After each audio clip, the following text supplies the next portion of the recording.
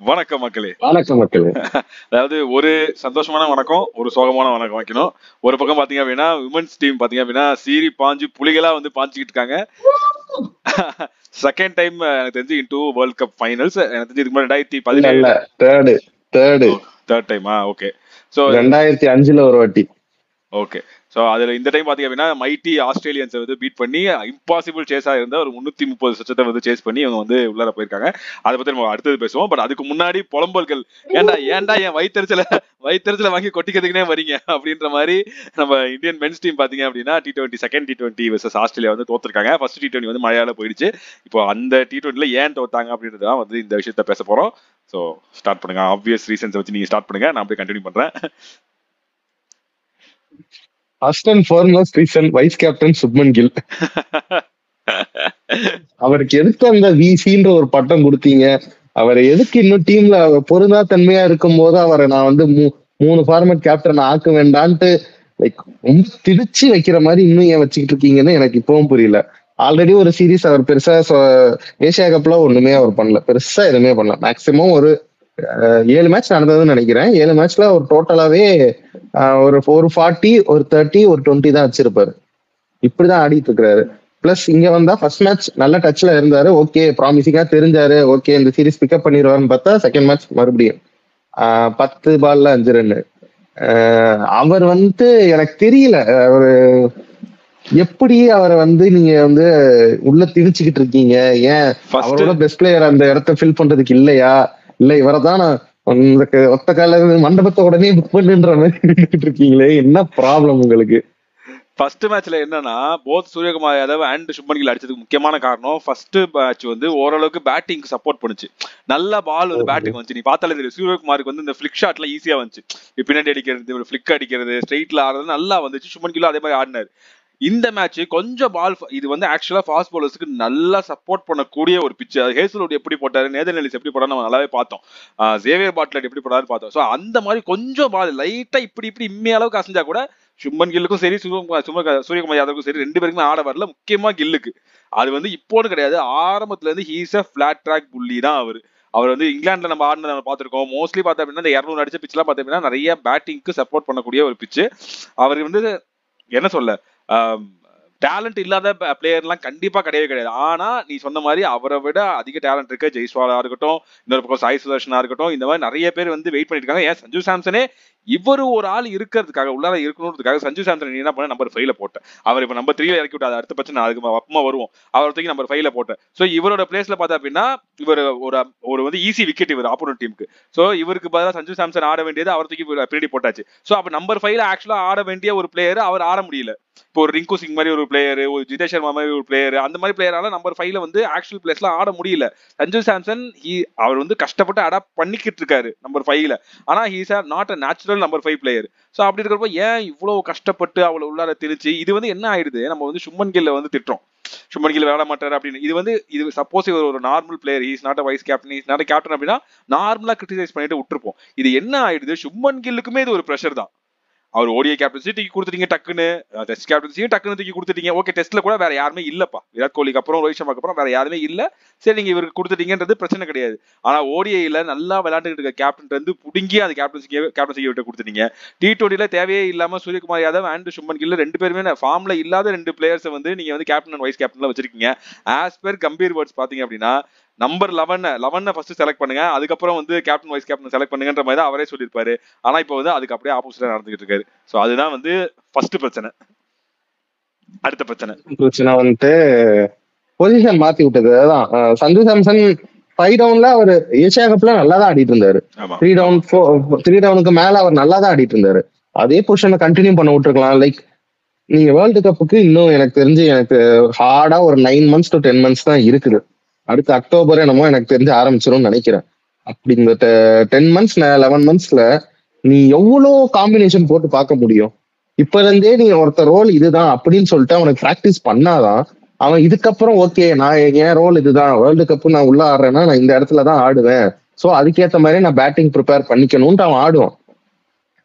அவர் என்னதான் அடாப்ட் ஆகிக்கிறாரு, நான் இந்த சைடும் நான் ஆடுவேன், என்ன ஓப்பனிங் இறக்கி விட்டாலும் ஆடுவேன், 1 down இறக்கி விட்டாலும் ஆடுவேன், 5 down இறக்கி விட்டாலும் ஆடுவேன் அவர் இருந்தாலும் ஒரு T20 வேர்ல்டு கப்னு ஒரு பெரிய ஸ்டேஜுக்கு போகும்போது அவரோட பொசிஷன் என்னன்றத ஒரு கன்ஃபார்ம்டு பிளேஸ்ன்ற மாதிரி அவர் கொடுத்துட்டா அட்லீஸ்ட் அவர் ஆட மாட்டாரு, ஆனா நீ இந்த பிளேஸுக்கு பதிலா தான் நீ ஆடுவ. இப்ப ரிஷப் பண்ட்டுக்கு பதிலா இப்ப ஆடிட்டு இருக்காருன்னே வச்சுப்போம். ரிஷப் பண்ட் வந்துட்டா அவர் எங்க ஆடுவாரோ அந்த பிளேஸ்க்கு தான் நீ ஆடுவ அப்படின்ற மாதிரியாவது அவரை ட்ரீட் பண்ணணும். ஒரு ஸ்டாண்ட் பை பிளேயரா அவரை ட்ரீட் பண்றீங்கன்னா அதுவும் நீ பண்ண மாட்டேன், மாத்திக்கிட்டே இருக்க. இப்ப எனக்கு என்ன, நான் இப்ப ரிஷப் பண்ட் உள்ள வந்ததுக்கு அப்புறம் இவரும் நல்லா பெர்ஃபார்ம் பண்ணியிருந்தா நீ யாரை எடுப்ப? ஆப்வியஸா நீ ரிஷப் பண்ட் தான் எடுப்ப. ஏன்னா இவர் வந்து அங்க இங்கன்னு மாத்தி மாத்தி கொடுத்துட்டு இவர் ஒழுங்கா பெர்ஃபார்ம் பண்ணல அப்படின்னு சொல்லிடுவார், தட்டி கழிச்சிருவார். அந்த வேலையை ஆக்சுவலா நிறைய பாக்குறாங்க. இன்னொரு சிறிய தகவல், T20 வேர்ல்டு கப் இன்னும் 10 மாசம் கிடையாது, பிப்ரவரி மாசம் T20 வேர்ல்டு கப் 2026. ஸோ ரொம்ப நிறைய டைம்லாம் கிடையாது, இன்னும் ஒரு 2-3 மாசம் தான் இருக்குது. ஸோ பிப்ரவரியில ஆரம்பிச்சு அக்டோபர்ல இல்லையா? இல்ல பிப்ரவரியில ஆரம்பிச்சு மார்ச்ல முடிஞ்சிடும். இப்பதான் பார்த்தேன், நானும் டவுட் வந்துச்சு அக்டோபர் சொன்னே இல்லையே, பிப்ரவரின்னு பார்த்த மாதிரி இருந்துச்சுன்னு பார்த்தேன். பிப்ரவரியில ஆரம்பிச்சு மார்ச்ல முடிஞ்சிடும். நீ சொன்னது ஆக்சுவலா கரெக்ட். இப்போ நம்பர் 1 அண்ட் நம்பர் 3 நம்பர் 4ன்றது செட்டு. நம்பர் 1 அபிஷேக் சர்மா, அவரை வந்து தடுக்கவே முடியாது, சூப்பரா விளையாடிட்டு இருக்காரு. அவர் biggest positive of Indian cricket team, T20 cricket team. ஏன்னா இவர் விளையாடாம இருந்த ஒரு மேட்ச் ஏசியா கப் ஃபைனல்ஸ் மட்டும் தான், அதுல எவ்வளவு இந்தியா தத்தளிச்சாங்கன்னு நம்ம பார்த்தோம். திலக் வர்மா மட்டும் இன்னைக்கு இல்லைன்னா அசிங்கப்பட்டிருப்போம், பாகிஸ்தான் கிட்ட அசிங்கப்பட்டு அந்த அசிங்கத்திலிருந்து மீண்டே இருக்க மாட்டோம். கௌதம் கம்பீர் வெளியே போயிருப்பாரு, அஜித் அகர் வெளியே போயிருப்பாரு, சூரியகுமார் யாதவ் வெளியே போயிருப்பாரு, எல்லாரும் வெளியே கிளம்பி போயிருப்பாங்க. நடக்காம போயிடுச்சு. சோ அப்படி இருக்கிறப்போ அந்த ஒரு மனுஷன் அந்த பிரஷரை வந்து உள்ளார வாங்கிக்கிட்டா நீங்க அந்த மனுஷன் நல்லா விளையாண்டதுனால நீங்க தப்பிச்சிங்க. ஆனா இன்னைக்கு ஒரு ஆளா அபிஷேக் சர்மா மட்டும் தான் விளையாடிட்டு இருந்தாப்ல. சோ அப்படி இருக்கிறப்போ நம்பர் 1 அவர் ஃபிக்ஸ்டு, நம்பர் 3 நம்பர் 4 வந்து நீங்க ஸ்வாப் பண்ணிக்கிறீங்க, எதர் திலக் வர்மாவோ இல்ல ஸ்கையோ மாத்தி மாத்தி நீங்க லெஃப்ட் ரைட் காம்பினேஷன். சோ அந்த 3 பொசிஷன்ல நீங்க வந்து இதுக்கப்புறம் எக்ஸ்பெரிமெண்ட் பண்ணவே கூடாது. நீங்க சப்போஸ் இப்ப இன்னைக்கு வந்து ஓகேப்பா, இன்னைக்கு சஞ்சு சாம்சன் வந்து ஒரு 150 அடிச்சிட்டான்னு வச்சுப்போம், ஒரு 70 பால்ல 150. சரி, நாளைக்கு வேர்ல்டு கப்ல நீ நம்பர் 3 அவனை இறக்கி விடுவியா? நீ அவன் 150 அடிச்சா என்ன 200 அடிச்சா என்ன, எப்படி நீ நம்பர் 3 இறக்கி விட போறது கிடையாது. சோ அப்படி இருக்கிறப்போ இப்போ வந்து 150 அடிச்சதுக்கு அப்புறமும் நீ வந்து வேர்ல்டு கப்ல நம்பர் 5ல இறக்கி விட்டுனா அவர் கேம் எப்படி விளையாடணும்? வந்த உடனே இறங்கி அடிச்சு ஆடணுமா? 15வது ஓவர்ல வரான்னு வச்சுமா இறங்கி அடிச்சு ஆடணுமா? இல்ல வந்து டீம் வந்து ரொம்ப ஸ்ட்ரகிள் இருக்குது, இன்னைக்கு மாதிரி 40க்கு 4 இருக்கப்போ அவர் வந்து 5வதுல வந்து இறங்குறாரு அப்படின்னா அப்ப பொறுமையா வந்து அவர் கன்சாலிடேட் பண்ணி ஆடுமா? அவர் கேமை அவரை ஃபர்ஸ்ட் தெரிஞ்சுக்க விடுங்க. இதுதான் அப்படின்னு ஒரு பொசிஷன் கொடுத்துட்டா அவரை ஃபர்ஸ்ட் அதை உள்வாங்கிக்க விட்டு அதுக்கு ஒரு 2-3 மேட்ச் ஆகும், அதுக்கப்புறம் தான் விளையாடவே ஆரம்பிக்குவாரு. சோ அப்படி இருக்கிறப்போ இன்னைக்கு 3 வா, நாளைக்கு 4 வா, நாளைக்கு 5 வான்னா அவருக்கும் கான்பிடன்ஸ் போகுது, டீமுக்கும் என்ன காம்பினேஷன் விளையாட போறாங்கன்னு தெரியல. எக்ஸ்பெரிமெண்ட் பண்றது ஓவர் எக்ஸ்பெரிமெண்ட் ஆகுது, அதுதான் பிரச்சனை. இப்போ வந்து ஃபார் எக்ஸாம்பிள் நீங்க எந்த இடத்துல எக்ஸ்பெரிமெண்ட் பண்ணலாம் அப்படின்னா சிவம் தூபே ஸ்லாஷ் நிதிஷ்குமார் ரெட்டி, இதை நீங்க எக்ஸ்பெரிமெண்ட் பண்ணலாம். ஏன்னா 2 பேருமே ஒரே டைப் ஆஃப் பிளேயர்ஸ், எக்ஸ்பெரிமெண்ட் பண்ணலாம். அக்சர் பட்டேலா இல்ல வாஷிங்டன் சுந்தரா, இதை நீங்க எக்ஸ்பெரிமெண்ட் பண்ணலாம். நீங்க 4 ஸ்பின்னர் வச்சிருக்கீங்க, வாஷிங்டன் சுந்தர், அக்சர் பட்டேல், குல்தீப் யாதவ், வருண் சக்கரவர்த்தி. இதுல 4 நீங்க 3 பேர் ஆட போறாங்க இல்ல 2 பேர் தான் ஆட போறாங்கன்னா நீங்க 2 பேரா நீங்க செக் பண்ணலாம். ஓகே, இந்த பேர் ஒர்க் அவுட் ஆகுது, அந்த பேர் ஒர்க் அவுட் ஆகுது, இந்த மாதிரி நீ எக்ஸ்பெரிமெண்ட் பண்ணு. ஆனா இப்ப பும்ராவை வந்து நீ எக்ஸ்பெரிமெண்ட் பண்ண முடியுமா? பண்ண முடியாது. இப்போ நீ ஹர்ஷித் ராணாவை நீ ஆல்ரவுண்டர் பேரை நீ கொண்டு வந்தா அது அடுத்த பிரச்சனை, அடுத்த செக்மெண்ட் வரும். அவனை நீ வந்து எக்ஸ்பெரிமெண்ட் பண்ண முடியாது. ஹர்ஷித் நீ வெளியே வச்சிருக்க. இந்த மாதிரியான தேவையில்லாத பொசிஷன்ஸ் நீ எக்ஸ்பெரிமெண்ட் பண்ணி 10 பைசாக்கு பிரயோஜனமே இல்லை. அதனாலதான் எனக்கு இன்னைக்கு பயங்கர ஆச்சரியமா இருந்துச்சு. நான் உனக்கு மெசேஜ் அனுப்பிச்சிருந்தேன், சஞ்சுவை 3வது இறக்கி விடுறானுங்க, சஞ்சு இன்னைக்கு ஏதோ கேம் காலியாக போகுது, அவனை காலி பண்ண போறாங்கன்னு சொல்லி வாய மூடல, காலி சஞ்சு. அதுக்கப்புறம் வந்து சம்பந்தமே இல்லாம திலக், இதனால என்ன ஆயிடுச்சு, திலக் வர்மா 5வதுல வராரு. அவர் வந்தோடனே ரேஷ் ஷாட், அவருக்கும் அந்த ஷாட்டுக்கும் சம்பந்தமே இல்லை, வந்தோடனே என்னமோ வர பால ஸ்வீப் மாதிரி ஆட போய் அதே மேல கொடை கிளப்பி போயிட்டு அவுட் ஆயிட்டு போறாரு. சோ இது வந்து பயங்கர பேத்தட்டிக்கான ஒரு விஷயம். இன்னைக்கு தோக்கணும், இன்னைக்கு எப்படி நான் தோக்கறேன் பாருன்ற மாதிரி முடிவு பண்ணிட்டு வந்தோம், இன்னைக்கு முடிவு பண்ணிட்டு வந்த மாதிரி இருந்துச்சு. இன்னொரு சர்ப்ரைசிங் வந்து ஹர்ஷித் ராணா அஹெட் ஆஃப் சிவம் டூபே, யாருமே எதிர்பார்க்கல. Even though Harshit Rana batted well, நீ வந்து தொலைநோக்கு பார்வை தானே நீ வச்சு சுப்மன் கில வந்து கேப்டன் ஆக்குன 2027 வேர்ல்டு கப்புக்கு ஆடணும்ட்டு. அப்ப இதுலயும் தொலைநோக்கு பார்வை வச்சுட்டு சிவம் டூவே எங்க ஆட வச்சா நல்லா இருக்கும் அப்படின்னு பாத்துட்டு இப்பல இருந்தே நீ பிராக்டிஸ் பண்ணலாம். இப்ப அவர் வந்து 6 டவுன் 5 டவுன்ல நல்லா ஆடிட்டு இருக்காருன்னா நீ அங்கேயே ஆட வை. ஹர்ஷித் ராணா ஒரு டெய்லண்டர் ஹூ கேன் பேட், அவ்வளவுதான். ஒரு ஷதுல் தாக்கூர் மாதிரி அவர்கிட்ட நீ ஓகே ஒரு ப்ரொமோஷன்ல இருந்து இது பண்றனா அதே வந்து நீ பண்ண போறது இல்ல. லைக் இதே கன்சிஸ்டன்டா நீ வந்து சிவம் டூபேக்கு முன்னாடி ஹர்ஷித் ராணாவை இறக்கி விட்டுட்டு அவர் ரன் அடிக்க போறது இல்ல. சோ எது இப்ப நீ எக்ஸ்பெரிமெண்ட் பண்ற ஸ்டேஜ் எல்லாம் முடிஞ்சிருச்சு, ஃபேஸ் அப்படி இல்ல. இன்னும் எத்தனை T20 சீரிஸ் இருக்குன்னு நினைக்கிறீங்க? மிஞ்சி போனா ஒரு 3-4.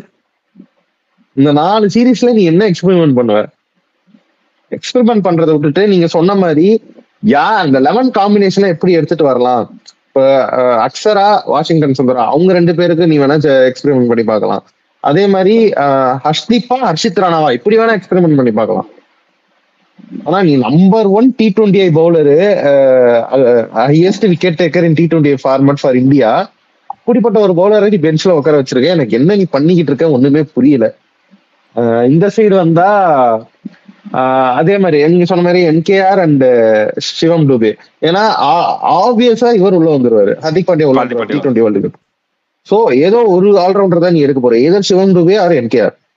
சோ என்ன காம்பினேஷன்ல போறன்றத பார்த்துட்டு அவங்களுக்குள்ள மட்டும் தான் நீ எக்ஸ்பெரிமெண்ட் பண்ணுமே தவிர ஃபுல்லாவே நீ எக்ஸ்பெரிமெண்ட் பண்ண முடியாது. பேட்டிங் ஆர்டரே கொலாப்ஸ் பண்ற நீ.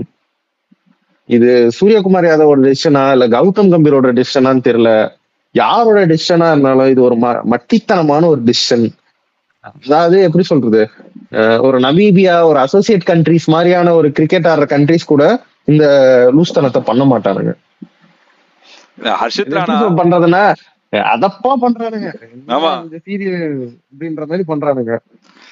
ஹர்ஷித் ராணா இது என்னன்னா, ஆக்சுவலா இந்த 2 டீம் பாத்தீங்கன்னா தி பெஸ்ட் T20 டீம்ஸ் ஓவராலா பார்த்தா அப்படின்னா. ஏன்னா ஆஸ்திரேலியா வந்து அவங்க தோத்த கடைசி சீரிஸ் என்ன அப்படின்னா T20 வேர்ல்டு கப் தான் 2024. அதுக்கப்புறம் எந்த சீரிஸுமே தோக்கல. Same goes to India. அவங்க T20 வேர்ல்டு கப்பும் ஜெயிச்சாங்க, அதுக்கப்புறம் எந்த சீரிஸுமே தோக்கல. மோஸ்ட்லி எல்லா சீரிஸுமே வந்து ஒயிட் வாஷ் பண்ணாங்க. கிட்டத்தட்ட அந்த ஒரு 5-6 சீரிஸ் விளையாண்டாங்க.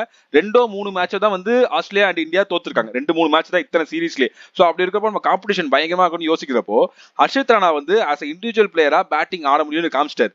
அவருக்கு சான்ஸ் கொடுத்த அவரு நம்ம வந்து அவர் செலக்ட் பண்ணுவா வேணாமா டிசிஷன்ஸை நம்ம வந்து கிரிட்டிசைஸ் பண்றோம். கம்பீரை கிரிட்டிசைஸ் பண்றோம், சூரியகுமார் யாதவ் கிரிட்டிசைஸ் பண்றோம், அஜித் அகர் கிரிட்டிசைஸ் பண்றோம்.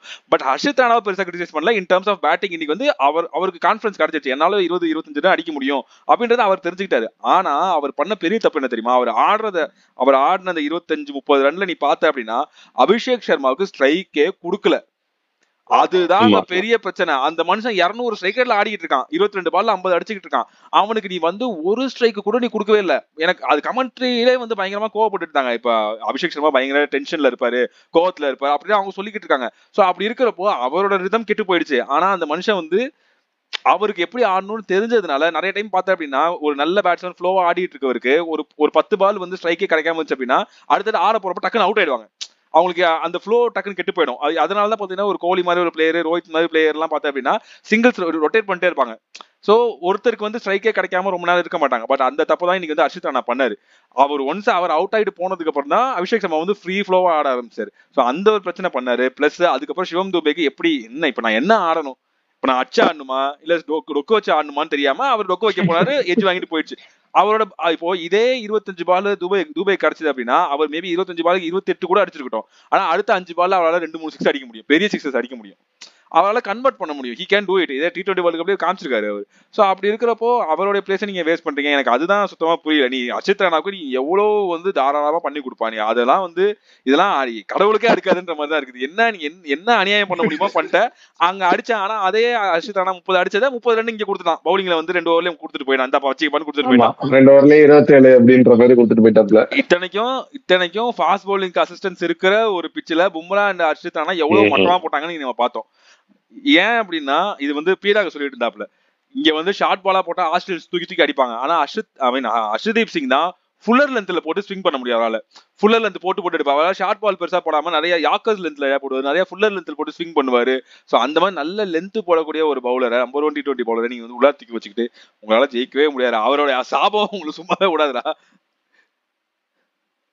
அதே மாதிரி நீங்க சொல்றீங்க இன்னைக்கு ஆடினது வந்து பெரிய பவுலிங் பிச்சுன்னு, எனக்கு அப்படி ஒன்றும் தெரியல. அப்படி இருந்திருந்தா அதே ஸ்ட்ரகிள் அவங்களும் பட்டு இருக்கணும். இல்ல ஆனா 40 பால்ஸ் டு ஸ்பேர், அதான் சொல்றேன், வித் 40 பால்ஸ் டு ஸ்பேர் அழகா வின் பண்ணிட்டு போறானுங்க. இது வந்து அவ்வளவு கேவலமான பிச் எல்லாம் இல்ல, நல்ல நம்ம பேட்டிங் ஃபெயிலியர் அது, அவ்வளவுதான். அதாவது இது வந்து ஆடவே முடியாத பிச்சு கிடையாது, ஆனா ஃபாஸ்ட் பவுலிங்க அசிஸ்ட் பண்ணக்கூடிய ஒரு பிச்சு. இது வந்து ரொம்ப அப்படியே ரேங்க் டர்னர், இங்க பிச்சு போய் அங்க திரும்பும் அப்படிலாம் கிடையாது. அது நம்ம வந்து ஆஸ்திரேலியா பவுலிங் நல்லா பார்த்தோம், நம்ம ஒழுங்கா பவுலிங் போடல, அவ்வளவுதான். எக்ஸப்ட் வருண் சக்கரவர்த்தி நம்ம யாருமே நல்லா பவுலிங் போடல.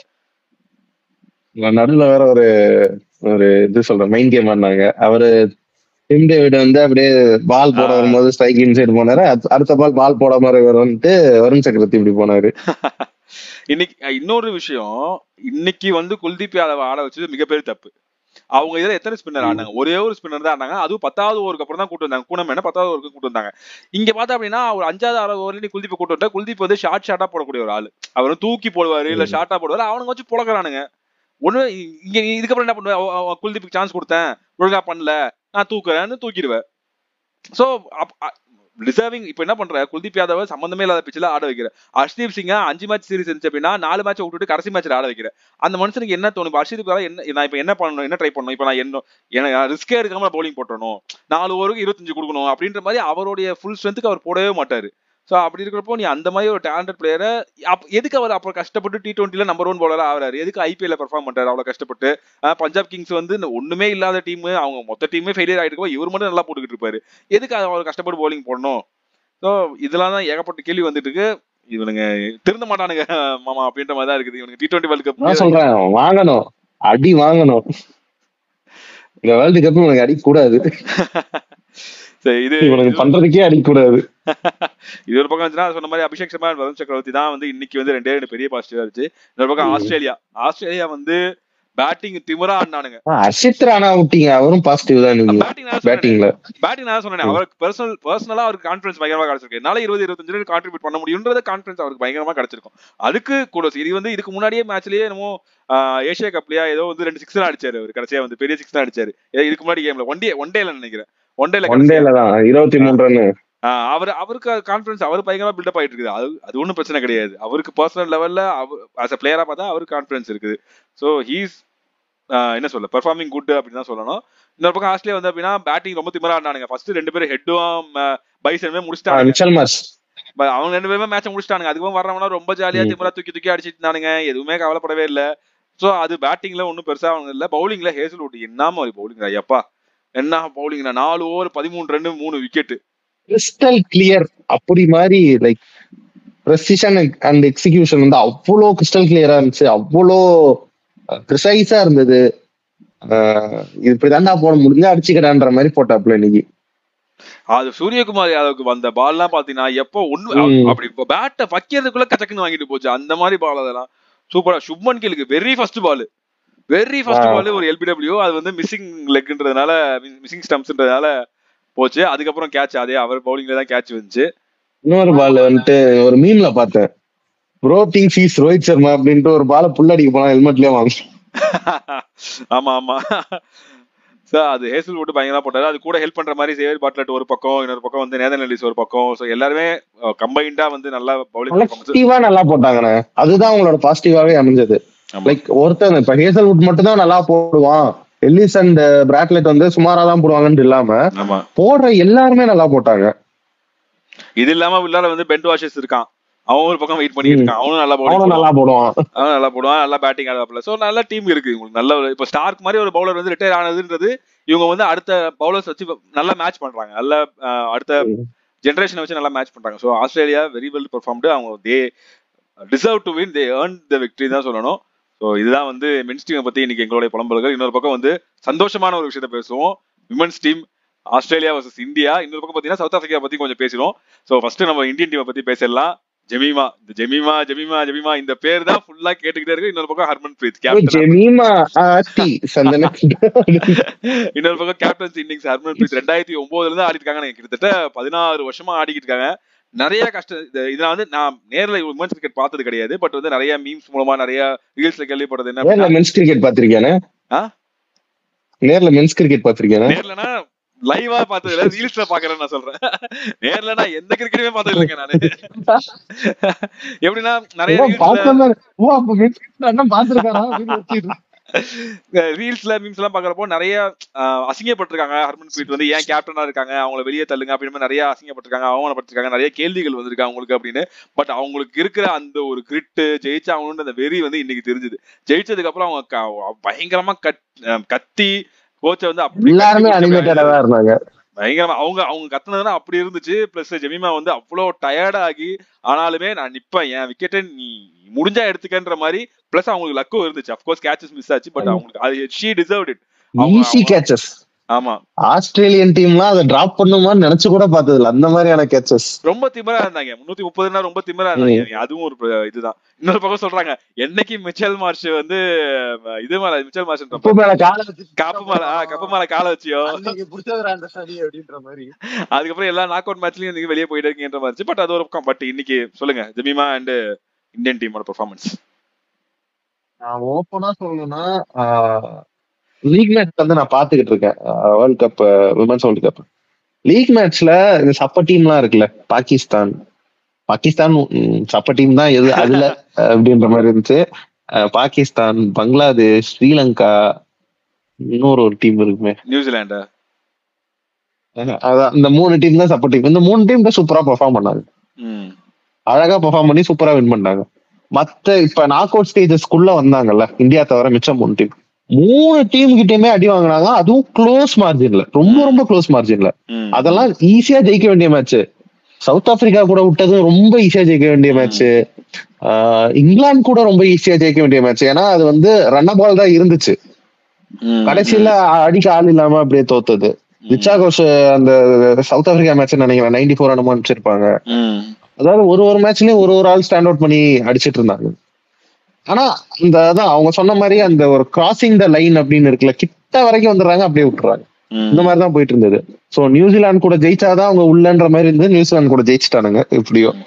சோ அப்படி உள்ள வந்துட்டு லைக் எல்லாருக்குமே ஒரு கிரிட்டிசிசம் இருந்தது, இந்தியா என்னதான் நாக் அவுட்ஸ்குள்ள போனாலும் அவங்களால கப் அடிக்க முடியாது அப்படின்ட்டு. சோ ஏன்னா சுத்தி இருக்கிற அந்த நாக் அவுட்ஸ்க்கு உள்ள போன டீம் பார்த்தோன்னா Australia, England, south Africa, India. இது 3 டீம். இந்த இந்தியாவை தவிர்த்து இந்த 3 டீமை பார்க்கும்போது 3 டீமுமே ரொம்ப டேலண்டட், ரொம்ப லைக் எப்படி சொல்றது, எக்ஸிகியூஷன் லெவல்ல இந்தியாவோட பெட்டரா இருக்கிற மாதிரியான ஒரு டீம்ஸ். அவங்க டார்கெட் ஃபர்ஸ்ட் பவுலிங் எடுத்துட்டு அவங்க ஹெலி அவுட் ஆனோடனே அப்பாடா அவ்வளவுதான். ஏன்னா லீக் மேட்ச்ல அவங்க தான் 150 நம்ம அடிச்சாங்க நம்மளுக்கு எதிராக. அப்பாடா அவ்வளவுதான் நம்ம ஜெயிச்சிருவோம், லைக் டார்கெட் கம்மியா இருக்கும், சேசபிள் ஆயிரும் அப்படின்ற மாதிரி நினைச்சா அதுதான் லிச்ஃபீல்டுன்னு ஒருத்தி போட்டு போலன்னு பொழகுறா. இன்னொன்னு ஓப்பனா சொல்லணும்னா நம்மளோட bowling was not up to the mark இந்த ஹோல் டோர்னமெண்ட். ஃபுல் டோர்னமெண்ட்லயும் பவுலிங் வந்து நம்ம ஜெயிக்கிறோம்னா அது காரணம் பேட்டிங்கா தான் இருந்திருக்கே ஒழிய பவுலிங் வந்து பெருசா அதுக்கு பங்காற்றுறது இல்லை. வரோம் போடுறோன்ற மாதிரியான பவுலர்ஸ் தான் இருந்தாங்க. எனக்கு தெரியல, ரேணுகா தாக்கூர் சிங் வந்து சில மேட்சஸ் ஆடல. அவங்க சவுத் ஆப்பிரிக்கா கூட அவங்க ஆடல. அவங்க ஆடி இருந்தா மேபி ஜெயிச்சிருந்திருக்கலாம் அந்த மேட்ச். ஸோ நிறைய காம்பினேஷன் மிஸ் மேட்சஸ், இன்ஜுரிஸ் அப்படி இப்படின்னு. அருந்ததி ரெட்டின்னு ஒருத்தவங்க இன்ஜுரின்ட்டு வார்ம் அப் மேட்ச்ல இன்ஜுரி ஆனாங்க அவங்க. சோ இவ்வளோ கயோஸ்க்கு நடுவுல இந்த மேட்ச் நம்ம தோத்தோம். லிட்டரலா 339 அடிக்கணும்டா அப்படின்னு பார்த்தோன்னே எல்லாருமே, even the supporters would have thought that we would have lost அப்படின்னு நம்மலாம் பேசிக்கிட்டு தான் இருந்தோம். அவ்வளவுதான் முடிஞ்சு போ 339 அப்படின்ற மாதிரி. ஆனா எனக்கு அப்பவும் நம்பிக்கை இருந்தது. நான் அவங்ககிட்ட பெட்ரோலாம் கட்டணும். டாப் ஆர்டர் அடிச்சதுன்னா இந்தியா ஜெயிக்கிறதுக்கு சான்ஸ் இருக்கு அப்படின்னு. அதே மாதிரிதான் இன்னைக்கு அடிச்சாங்க. சரியான அடி. அதுவும் ஸ்மிருதி மந்தானா என்னன்னு தெரியல, ராங் டெசிஷனா என்னன்னு தெரியல, ஸ்மிருதி மந்தானா அவுட். ஷெஃபாலி வர்மா லைக் பிரத்திகா ராவல் வந்து ஒரு செம்மையான ஒரு பேட்டிங், கிளீன் அண்ட் கிறிஸ்டல் கிளியரான ஒரு பேட்டிங். ஆனா அவங்க வந்துட்டு ஆங்கிள் இன்ஜுரியில, அவங்க அந்த பங்களாதேஷ் மேட்ச்ல நடந்த ஆங்கிள் இன்ஜுரியில ரூல் அவுட் ஆயிட்டு, அதுக்கு பதிலாக அந்த ஷெஃபாலி வர்மாவும் பெருசா ரன் ஸ்கோர் பண்ணல. 17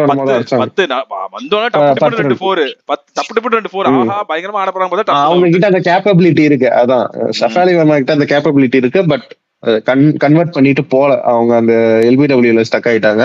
அடுத்து ஸ்மிருதி மந்தானாவும் அவுட். அந்த பார்ட்னர்ஷிப் அவ்வளவு அழகா பில்ட் பண்ணது ஹர்மன் பிரீத் கௌர் அண்ட் ஜெமீமா ராட்ரிக்ஸ். ஜெமீமா வந்துட்டு அவங்கள நான் ரொம்ப வருஷமாவே பாத்துட்டு இருக்கேன். லைக் அங்க கிளீனா ஆடக்கூடிய ஒரு பேட்ஸ், லைக் விமன்ல அவங்க ரொம்ப ரொம்ப அழகா ஆடக்கூடிய ஒரு பேட்ஸ்மேன். அப்படி லைக் ஆனா நடுவுல இந்த மேட்ச், இந்த சீரீஸ்ல லைக் வேர்ல்ட் கப்ல ஒரு மேட்ச் டிராப் பண்ணாங்க. ஏன்டா டிராப் பண்றீங்க, இருக்கிறதே 4 நல்ல அவங்களே டிராப் பண்ணிட்டு அவங்க நீங்க என்ன பண்ணுவீங்கன்ற மாதிரி தான் இருந்துச்சு. அந்த காம்பினேஷனும் இந்தியாவுக்கு இன்னுமே செட் ஆகல, இப்ப வரைக்குமே செட் ஆகல. இப்ப கூட ஹர்லிந்தியோன்னு சொல்லிட்டு வெளியே ஒரு நல்ல பவுலர் இருக்காங்க மாதிரி. ஹர்லிந்தியன் பேட்ஸ்மேன். Oh okay okay. சரியான பேட்ஸ்மேன். ஓகே. ஆடிட்டு இருந்தாங்க. Okay okay okay. Batting depth வேணும்ட்டு அமன்ஜோத் கவுர், அதாவது பவுலிங்கும் போடுவாங்க பேட்டிங் ஆடுவாங்கன்னா அமன்ஜோத் கவுர் எடுத்து வச்சுக்கிட்டாங்க. ஓ, நிறைய மிக்ஸ்அப் இருக்கு, நிறைய கன்ஃபியூஷன்ஸ் இருக்கு. ஆனா எல்லாத்தையும் தாண்டி அந்த டாப் ஆர்டர் பெர்ஃபார்ம் பண்ணாதான் உள்ள போக முடியும்ன்ற ஒரு இதை வச்சு அவங்க அழகா அந்த பார்ட்னர்ஷிப்பை பில்ட் பண்ணி ஹர்மன்பிரீத் கவுர் மட்டும் அவசரப்படாம இருந்தாங்கன்னா அவங்களே வின்னிங் ரன்ஸ் அடிச்சிருக்கலாம். இல்ல அவங்க அந்த டைம்ல அவ்வளவு அழகா இருந்தாங்க. ஆக்சுவலா என்னன்னா இந்தியன் டீம்ல இன்னொரு கிரிட்டிசிசம் இருந்துச்சு, என்ன அப்படின்னா ஃபிட்னஸ். லைக் அவங்களால வந்து ரொம்ப நேரத்துக்கு மேட்ச் ஆட முடியல, 50 ஓவர்ஸ் வரைக்குமே அவங்களால பேட்டிங் ஆட முடியல, ஃபீல்டிங் அவ்வளவு மோசமா இருந்துச்சு அப்படின்னு அவங்களோட பயங்கரமா ஃபிட்னஸ் மேல பயங்கரமா அவங்களுக்கு வந்து ஒரு கம்ப்ளைண்ட் இருந்துச்சு. அதனால இன்னைக்கு ஹர்மன்பிரீத் அவுட் ஆனது. பயங்கர டயர்ட் ஆயிட்டாங்க அந்த 80 சம்திங் அடிச்சதுக்கு அப்புறம், ரொம்ப டயர்ட் ஆயிட்டாங்க. இல்லைன்னா அது வந்து நல்ல பெரிய ஷாட்டுக்கு தான் அது போயிருந்தாங்க, நல்லா 6 கனெக்ட் பண்ணிருக்க சான்ஸ் இருந்திருக்கு. பட் ஆனா அந்த ஒரு டயர்ட்னஸ்லயும் ஜமீமா ஆடினாங்களா, அதனாலதான் அவங்களுக்கு இவ்வளவு பாராட்டு. அவ்வளவு லாங் அந்த கட்டெல்லாம் கரெக்டா கேப்ப பார்த்து கட் அடிக்கிறதா இருக்கட்டும், ராம் ஷாட் ஆடுறதா இருக்கட்டும், அடிச்சுக்கவே முடியல. பெருசா ரிஸ்க் எடுத்த மாதிரி இல்ல, பெருசா ரிஸ்க் எடுத்த மாதிரியே இல்ல. கைண்ட் ஆஃப் ஒரு கேஎல் ராகுல் அடிப்பார் தெரியுமா, அப்படியே கிளாஸியா ஆட்டு போவார், அப்படியே கிளாஸியா ஆடுவார், அந்த மாதிரி இருந்துச்சு. ஜாலியா இருந்துச்சு அவர் ஆடுறது பாக்குறப்போ. அதே மாதிரி அவங்களுக்கு தான் லைக் டாட் பால் பெர்சன்டேஜ் வந்து கம்மியா இருந்திருக்கு இந்தியன் டீம்லயே. லைக் அழகா டாட் வாங்குறாங்களா, ஒரு 3 டாட் வாங்குறாங்கன்னா 4வது பால் சிங்கிளாவது எடுத்துருவாங்க, பவுண்டரி அடிக்க போக மாட்டாங்க, சிங்கிளாவது எடுத்துருவாங்க. சோ அந்த டாட் பால் பெர்சன்டேஜ் கம்மியா இருக்கிறது வந்து ஜெமிமா ரோட்ரிக்ஸ் தான். அவ்வளவு அழகான ஒரு இன்னிங்ஸ், ஒரு greatest of the greatest innings கூட அதை கோட் பண்ணலாம், இன்க்ளூடிங் மென்ஸ் கிரிக்கெட். அது ஒரு knock out stage in world cup. அவ்வளவு ப்ரெஷர்ல, ஏன்னா இவ்வளவு கிரிட்டிசிசம், சொந்த ஊர்ல நடக்கிற ஒரு மேட்ச், இதையும் தோத்துட்டா முடிஞ்சு, இழுத்து மூடி மண்ணை போட்டு மூடுமாமேன்ற மாதிரிதான் போகணும். அங்க ஸ்டாண்ட் அவுட் பண்ணி ஆடினது, ஏன்னா அவங்களுக்கு அப்புறம் யாரும் இல்ல ஆடுறதுக்கு, லைக் ஒரு ரிலையபிள் பேட்ஸ்மேன்ற மாதிரி யாருமே இல்லைங்க. So hats off to Jemimah Rodrigues and Harmanpreet Kaur for that partnership. Harmanpreet எனக்கு வந்து 50 அடிக்கிற வரைக்கும் அவங்க தான் நிறைய டாட் பால் வச்சிருந்தாங்க. எனக்கு அது கடுப்பாச்சு. ஒரு 4 அடிக்கிறாங்க, அடுத்த 4 பால் டாட் பால், சிங்கிளே கன்வெர்ட்டே பண்ண மாட்டாங்க. எனக்கு அது நான் நினைச்சிட்டே இருந்தேன், ஆஹா இவங்க இப்படியே பண்ணிட்டு இருந்தா போக ப்ரெஷர் பில்டப் ஆயிட்டே இருக்கும், பால்ஸ் ரொம்ப கம்மியாயிடும், ரன்ஸ் அதிகமா இருக்கும். அது அந்த ப்ரெஷர் வந்து ஜெமிமாக்கு வந்து டிரான்ஸ்பர் ஆயிட போது அவங்க ரிஸ்க் எடுக்கிறாங்க. ஏன்னா அவங்க வந்து ரொம்ப கிளாஸியா தரையோடய ஆடிட்டாங்க. அவங்க எங்க 6 அடிக்கிறேன்னு சொல்லி அடிக்க போய் அவங்க மேல ப்ரெஷர் கன்வெர்ட் ஆயிட போகுதுன்னு சொல்லி நினைச்சிட்டு இருந்தாங்க. ஏன்னா அவங்க வந்து அந்த டைம்ல பாத்தீங்கன்னா ரன் பால் ஆடிக்கிட்டே இருந்தாங்க. அவங்க தான் சிங்கிள் நிறைய சொன்ன மாதிரி ரொட்டேட் பண்ணிட்டு இருந்தாங்க. 50 வரைக்கும் ரொம்ப கம்மியான ஸ்ட்ரைக் ரேட் ஆடிட்டு இருந்தாங்க. 50க்கு அப்புறம் அழகா அதை மேட்ச் பண்ணிட்டாங்க.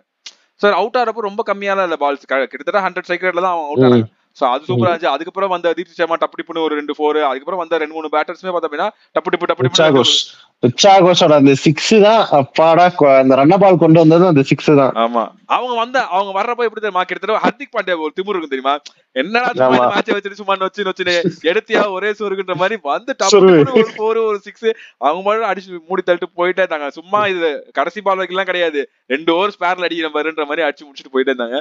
ரொம்ப அதுக்கப்புறம் அவங்களுக்கு அந்த எமோஷன்ஸ் எல்லாம் வந்து பாக்குறப்ப அவ்வளவு ஹாப்பியா இருந்துச்சு. அவங்க அப்பாவை கட்டி பிடிச்சி அழுதப்போ. இல்ல நான் என்ன தெரியுமா பயந்துட்டு இருந்தேன், அந்த 15 பால் 15 என்னமோ இருந்தது, அப்பயும் நம்ம சோக் ஆயிருக்கோம். இதுக்கு முன்னாடி இந்த மாதிரி சிச்சுவேஷன்லயும் சோக் ஆயிருக்கும், எங்க வந்து சோக்கி காய்க்கிற போறோம் அப்படின்னு ரொம்ப பயந்துட்டு இருந்தேன். நல்ல வேலை அமன்ஜோத் கவுர் வந்து கரெக்டா கேப்பை பிக் பண்ணி ஒரு 4 அடிச்சுட்டு, இந்த சைடு ஜெமிமா ரோட்ரிக்ஸும் 2 4 அடிச்சுட்டு, கடைசியா ஒரு கட் அடிச்சு ஒரு 4 அடிச்சு வின் பண்ணி வின்னிங் ரன்ஸ் அமன்ஜோத் கவுர் அடிக்க அப்படியே நான் பாத்ரூம்ல இருந்தேன்.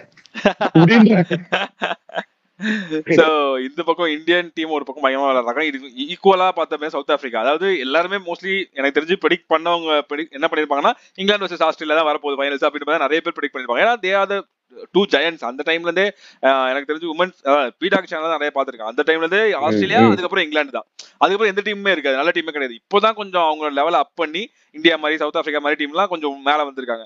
ஸோ அப்படி இருக்கப்போ 2 ஜெயண்ட்ஸ் அடிச்சுட்டு வருவாங்க. தே deserve to win the cub. But பார்ப்போம் ஃபைனல்ஸ்ல வந்து எப்படி சவுத் ஆப்பிரிக்காவும் இந்தியாவும் ஆட போறாங்க. அவங்க கிட்ட ஈக்குவலா வந்து பார்த்தா நல்ல பேட்டர்ஸ் இருக்காங்க, நல்ல பவுலர்ஸ் இருக்காங்க, எல்லாமே நல்ல டீம் அவங்களும் வச்சிருக்காங்க. But still they have their own negatives நினைக்கிறேன். So let's see South Africa versus இந்தியால வந்து யார் ஜெயிக்க போறாங்க. எனக்கு என்னன்னா, எனக்கு பர்சனலா கேட்டேன் அப்படின்னா 2 பேர்ல எனக்கு எந்த ஒரு டீம், 2 டீம் வந்து சந்தோஷம் தான். ஆமா 2 டீம் யார் ஜெயிச்சாலும் சந்தோஷம் தான். இருந்தாலும் ஒரு இந்தியா மேல எனக்கு கரெக்ட் தான். இப்போ 2 டீம் ஆப்போனண்டா இருந்தால எதிர்க்கவே முடியாது. ஒன்னு நியூசிலாந்து, இன்னொன்னு சவுத் ஆப்பிரிக்கா. எனக்கு அது இதே தான் சாம்பியன்ஸ் ட்ராஃபில நடந்துச்சு. இந்தியா வர்சஸ் நியூசிலாந்து தான் ஃபைனல்ஸ் வந்துச்சு. என்னால நியூசிலாந்து எதிர்த்து தோத்து தொலைங்கடா அப்படின்னு நினைக்க முடியல. இதுவே ஆஸ்திரேலியாவோ, இங்கிலாண்டோ, பாகிஸ்தானோ, பங்களாதேஷோ இருந்துச்சுன்னா நான் வந்து வாங்கடா அடிச்சு கழுத்துல மிதிங்கடா அப்படின்ற மாதிரி இருக்கும். But south Africa they both deserve. But India ஜெயிச்சா இன்னும் பர்சனலா இன்னும் கொஞ்சம் ஹாப்பி. லைக் ஃபார் எக்ஸாம்பிள் ஸ்ருதிமா பார்த்தாலோ, இல்ல வந்து ஜெமிமா இன்னைக்கு மாதிரி ஆடினாலோ, ரிச்சா கோஷ் ஆடினாலோ, இந்த மாதிரி பர்சனலா கொஞ்சம் ஹாப்பியா இருக்கும். லெட்ஸ் see யார் வந்து அந்த மெய்டன் கப்பை தூக்குறாங்கன்றத பார்ப்போம். ரொம்ப எப்படின்னா ஜெயிச்சா ஒருத்தவங்களுக்கு பயங்கர ஹாப்பி, இன்னொருத்தவங்களுக்கு பயங்கரமான ஹார்ட் பிரேக்கா இருக்கும். திரும்ப முதல்ல இருந்து வரணும், முதல்ல இருந்து இந்த மாதிரி நல்லா ஆடி டீம் ஃபார்ம் ஆகி ஃபைனல்ஸ் வந்து இந்த மொமெண்டம். எனக்கு தெரிஞ்சு ஹர்மன்பிரீத் கௌருக்கு இதான் லாஸ்ட் வேர்ல்டு கப். ஆமா ஆமா, அந்த சைடு மேரிசன் கேப்புக்கு இதான் லாஸ்ட் வேர்ல்டு கப்னு நினைக்கிறேன். அவங்களுக்கும் 35 வயசு ஆயிடுச்சு. பாப்போம், 2 கிரேட்டஸ்ட் ஆஃப் தேர் நேஷன்ஸ் ஆடுறாங்க. யாரோ ஒருத்தவங்களுக்கு தான் அந்த கப்பு கிடைக்க போகுது. இன்னொரு நல்ல விஷயம் என்ன அப்படின்னா, இப்ப என்ன மாதிரி நானே பர்சனலா எக்ஸாம்பிள் எடுத்துக்கலாம். நான் பெருசா விமன்ஸ் கிரிக்கெட் ஃபாலோ பண்ண மாட்டேன். இவன் நிறைய ஃபாலோ பண்ணுவான், சொல்லிட்டே இருப்பான் வீடியோ எடுக்கலாம்னு சொல்லிட்டே இருப்பான். இவன் ஃபாலோ பண்ற அளவுக்கு ஒரு 10% நான் ஃபாலோ பண்ண கிடையாது. ஆனா இப்போ வந்து இந்தியன் டீம் வந்து இவ்வளவு சூப்பரா ஆடுறதுனால பாக்குறதுக்கு அவ்வளவு இன்ட்ரெஸ்டிங்கா இருக்கு. முன்னாடி அப்படின்னா இன்ட்ரெஸ்டே ரொம்ப ஸ்லோவா ஆடுவாங்க, ரொம்ப கம்மி ரன்ஸ் அடிப்பாங்க. என்னடா இந்தியன் மென்ஸ் டீம் வந்து பயங்கரமா டமால் டிபிள் ஆடி இருக்கு, இவங்க பாக்குறப்போ ரொம்ப ஸ்லோவா இருக்க மாதிரி இருக்கும். ஆனா இந்த வேர்ல்டு கப்ல அவங்க ஆடினது ரீசெண்ட் டைம்ஸ்ல ஆடினதெல்லாம் பாக்குறப்போ எங்கிருந்தா இவ்வளவு எனர்ஜி நீங்க கொண்டு வரீங்க, எப்படா நீங்க இவ்வளவு சூப்பரா ஆடுவீங்களாடா அப்படின்ற மாதிரி இருந்துச்சு. எல்லா டீமுமே சொல்றேன், நாட் ஓன்லி இந்தியன் டீம், எல்லா டீமும் ஆடுறப்போ அப்படிதான் இருக்குது. சோ இது என்ன மாதிரி இருக்கிற நிறைய பேரு, நிறைய எல்டர்லி பீப்புளா இருக்கட்டும், சின்ன பசங்களா இருக்கட்டும், எல்லாருமே பாப்பாங்க. சோ அது இன்னும் நல்லது, விமன்ஸ் கிரிக்கெட்டுக்கு இன்னும் நல்லது. நிறைய பேர் விமன்ஸ் கிரிக்கெட் நம்ம ஃபேமிலிஸ்ல இருந்தே, நமக்கு தெரிஞ்சவங்க ஃபேமிலிஸ்ல இருந்தே நிறைய பேர் வந்து கிரிக்கெட் ஆடுறதுக்கு போகலாம். சோ அதுவுமே இன்னும் அடுத்த ஜெனரேஷன் இன்னும் நல்லா இருக்கும்னு நினைக்கிறேன் பாக்குறதுக்கு. சோ லெட்ஸ் see எப்படி அவங்க விளையாட போறாங்க. 2016ல இருந்து பாத்துட்டு இருக்கேன் விமன்ஸ் கிரிக்கெட்னா. 2016ல பார்த்தா 2017ல முதல் heart break, 2020 T20 world cup finals வரைக்கும் போயிட்டு ஆஸ்திரேலியா கிட்ட தோத்துட்டு இருந்தோம். அது 2வது ஹார்ட் பிரேக். மத்த எதுலயுமே நம்ம நாக் அவுட்ஸ் கூட போல. ரொம்ப நாள் கழிச்சு போயிருக்கோம், பாப்போம். இந்த டைம் இந்தியா ஜெயிச்சாங்கன்னா சொன்ன மாதிரி ஃபியூச்சருக்கு வந்து இத கை காமிச்சே நிறைய பேர் வருவாங்க, நானும் போறேன் அப்படின்னு கை காமிச்சு வருவாங்க. சோ அது ஏன்னா எப்படி வந்து 2011 வேர்ல்டு கப்போ இல்ல 1983 வேர்ல்டு கப் பார்த்தோ நிறைய பேர் இன்ஸ்பயர் ஆகி நான் கிரிக்கெட் ஒரு ப்ரொஃபஷனா சூஸ் பண்ணி போறேன், எனக்கு அந்த டேலண்ட் இருக்குன்னு நிறைய பேர் ஸ்டெப் அப் பண்ணாங்க. Plus they got the support too from their parents ஆ இருக்கட்டும், இல்ல from their neighbors ஆ இருக்கட்டும், ஃப்ரெண்ட்ஸா இருக்கட்டும், அவங்களுக்கும் அந்த சப்போர்ட் கிடைச்சது. ஓகே, கிரிக்கெட் ஒரு நல்ல ஸ்போர்ட் தான் அப்படின்ற மாதிரி கிடைச்சதோ. விமன்ஸ்க்கு ஜென்ரலா சொல்றேன், விமனை ஒரு இப்ப வரைக்குமே அந்த ஒரு அடக்குமுறை இருந்துகிட்டு தான் இருக்கு விமன் மேல. சோ இத பார்த்துட்டு சில பேர் ஓகே இது ஒரு நல்ல கேம் தான், நிறைய பேருக்கு தெரியுது. லைக் முன்னெல்லாம் யாருக்குமே தெரியாது விமன் கிரிக்கெட் மேட்ச் நடக்குதானே தெரியாது. என் அண்ணன் இன்னைக்கு பேசிட்டு இருந்தேன், எனக்குமே தெரியாதுடா, திடீர்னு ஒரு நாள் ரீல்ஸ்ல பார்த்தேன் ஹர்மன்பிரீத் கௌருக்கும் அந்த பாகிஸ்தான் பவுலருக்கும் அந்த இது சண்டை ஸ்டெம் மைக் ரீல் வந்தது மீமா, அதை பார்த்துதான் ஓகே வேர்ல்டு கப் நடக்குது போல அப்படின்ற மாதிரி இன்னைக்கு சொன்னான். சோ நிறைய பேர் யாருமே பெருசா ஃபாலோ பண்றது இல்லை. சோ அது மாறணும். அது இந்தியால மாறணும்னா இந்தியா கப் அடிக்கணும். இந்தியால நிறைய பேர் இருக்காங்க, நிறைய டேலண்டட் உமன் இருக்காங்க, நிறைய ரஞ்சி டிராஃபி ஆடுற டீம்ஸ் இருக்குது, எல்லாத்துலயுமே விமன் டீம் இருக்கு, பாண்டிச்சேரிக்கும் ஒரு விமன் டீம் இருக்கு. சோ எல்லா ஸ்டேட்ஸுக்குமே ஒரு விமன் டீம் இருக்கு. சோ இதுவுமே மென்ஸ் டீம் மாதிரி இன்னும் நல்ல வரவேற்கப்படணும், இன்னும் நல்ல ஒரு சப்போர்ட் கிடைக்கணும். பாப்போம், கண்டிப்பா அதுக்கு இந்தியா ஜெயிக்கணும், கண்டிப்பா நடக்கும். இன்னொரு பக்கம் எப்படி ஐபிஎல் வருது அதே மாதிரி விமன்ஸ் டீமுக்கும் வந்து ஐபிஎல் வந்திருக்கு. இப்போ இப்போதைக்கு ஒரு 4-5 டீம் தான் இருக்கு, அது அப்படியே டபுள் ஆகும். இப்போ நிறைய ஆட்கள் வர டபுள் ஆகும். ஸோ எல்லாமே இன் ப்ராக்ரஸ்ன்ற மாதிரி தான் இருக்கு. அதுக்கு வந்து முக்கியமான ஒரு மூவ், ஒரு செஸ்ல வந்து முக்கியமான மூவ் வந்து அது இந்த வேர்ல்டு கப் வின்னிங்கா இருக்கும். லெட்ஸ் see நவம்பர் 2 சண்டேன்னு நினைக்கிறேன்ல அந்த மேட்ச். நிறைய பேர் அதுக்காக வெயிட் பண்ணிட்டு இருப்பாங்க. லெட்ஸ் see ஒரு இன்ட்ரெஸ்டிங்கான மேட்ச் காத்துக்கிட்டு இருக்குது. உமன்ஸ் கிரிக்கெட்டுக்காக நிறைய பேர் வந்து பார்க்க போறாங்க. அது இன்னும் பர்சனலா சந்தோஷமா இருக்குது. ஸோ லெட்ஸ் see யார் ஜெயிக்க போறாங்க என்னன்றதை அதுக்கப்புறம் அந்த மேட்ச் முடிச்சுட்டு வந்து பேசுவோம். அதே டைம்ல தான் எனக்கு தெரிஞ்சு இந்த மேட்சும் நடக்கும்னு நினைக்கிறேன். இந்தியன் டீம் T20 மேட்ச் 3வது மேட்ச் நடக்கும், சண்டே நடக்கும். அந்த ஆம்பளை மேல வண்டி ஏத்து அந்த பொம்பளை தூக்கி வண்டிக்குள்ள போடுது, வண்டியில இருக்குண்டா அந்த பொம்பளைய வண்டியில ஏத்து ஆம்பளை மேல வண்டியை ஏத்து அப்படின்னு அந்த மாதிரி வச்சு யார் ஜெயிக்க போறாங்கன்னு 2 டீமுக்கே வந்து ஆல் தி பெஸ்ட். எப்படி விளையாட போறாங்கன்றது பார்ப்போம். ஸோ அன்னைக்கு முடிச்சுட்டு வந்து பேசுவோம். இந்த வீடியோ வந்து பிடிச்சிருந்தா வந்து லைக் பண்ணுங்க. அண்ட் இந்த 2 மேட்சஸ் பத்தி உங்களுடைய கருத்துக்கள் ஷேர் பண்ணுங்க. இதே வரைக்கும் சூப்பரான வீடியோ வந்து உங்களை மீட் பண்றோம். நன்றி, வணக்கம்.